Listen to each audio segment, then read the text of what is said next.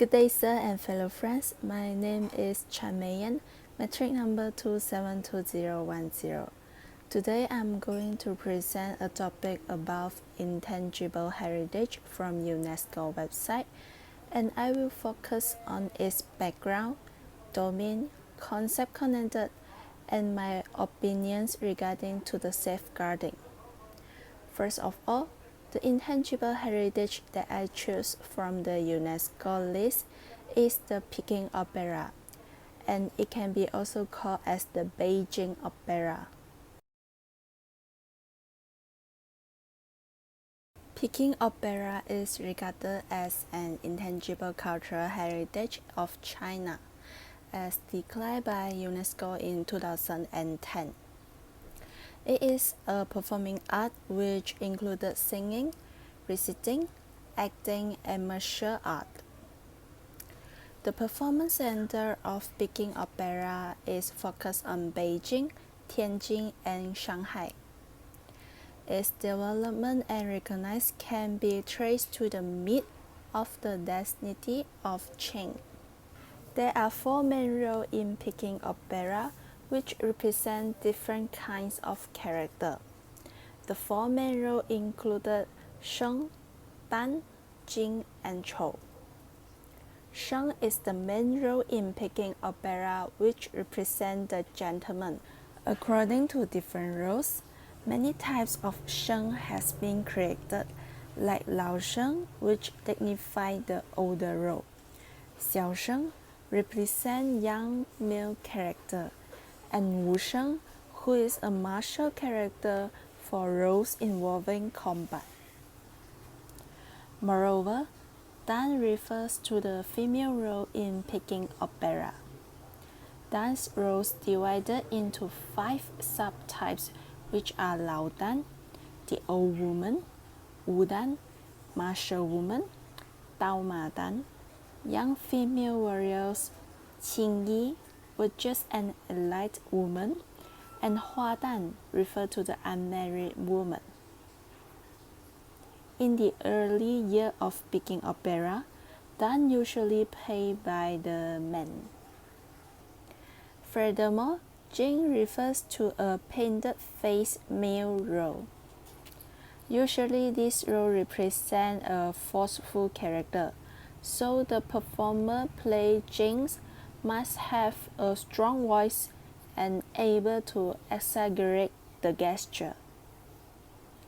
There are 3 main types of Jing roles, which involve Dong Qiu, a loyal general with a black face who excels in singing; Jia Zi, a complex character played by a skilled actor; and Wu Jing, a martial and aerobatic character. The last role in Peking Opera is Chou. Chou is a male crown character. Chou roles can be divided into 2 types, which is Wen Chou and Wu Chou. Wen Chou can be referred to the civilian roles such as merchants and jewelers, while Wu Chou can be referred to the minor military roles. These characters are usually a bit of foolish, but amusing and likable. In short, each of the roles is with different colorful costume, different face painting during the performance of the troupe.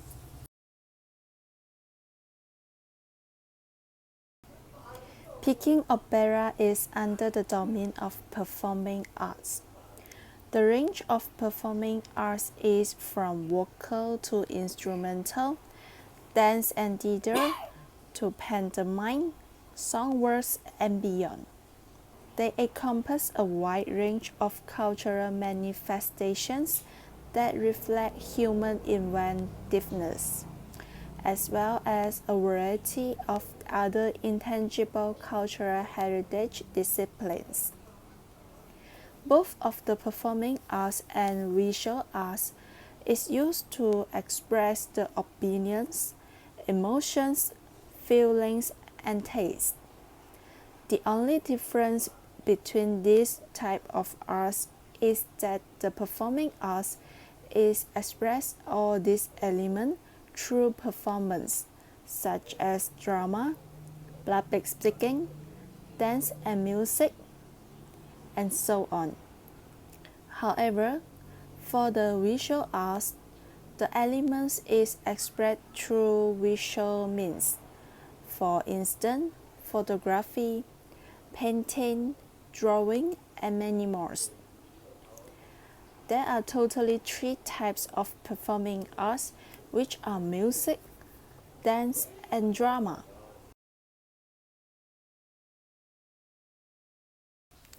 The librettos of Peking opera are written following a set of stringent criteria that emphasize form and rhyme. They narrate the story about politics, history, society, and everyday life, with the goal of both informing and entertaining. The music of Peking opera is crucial in establishing the tempo, establishing the certain mood, molding the characters, and guiding the story progression. Civilian plays fiddle, tin, high-pitched jinghu, and flute dizi, and military performance feature percussive instruments like the bangu or daluo. The actor and actress perform in a formulaic or symbolic approach with the following of the predetermined choreography for hand, eye, body, and foot movements. Exaggerate facial makeup portrays character personality and social identities using extravagant costume and the facial makeup also. The majority of Peking opera is passed down to the master-student training, with trainees learning the basic abilities through oral teaching, observation, and imitation. To conclude, Peking opera is regarded an embodiment of traditional Chinese society aesthetic idea of the opera, and is a widely acknowledged part of the country's cultural legacy. In my opinion, the safeguarding of the intangible heritage must be continued and implemented by people. As an intangible heritage is represent a spirit of community as well as a country, it must be protected and sustained to the next generation. In order to continue and sustain the safeguarding, actions like improvement in training and infrastructure to properly prepare staff and institutions for preserving the full range of domains like performing arts must be taken. Can be said that also the intangible heritage is the tradition which inherit from our ancestors, and we have the mission to protect it and pass it fully to our next generation. Lastly, Peking opera is one of the examples of intangible heritage under UNESCO and being protected by its own country, which is China, in order to sustain and carry forward to the coming generation. That's all from me about the topic of intangible heritage. Thank you.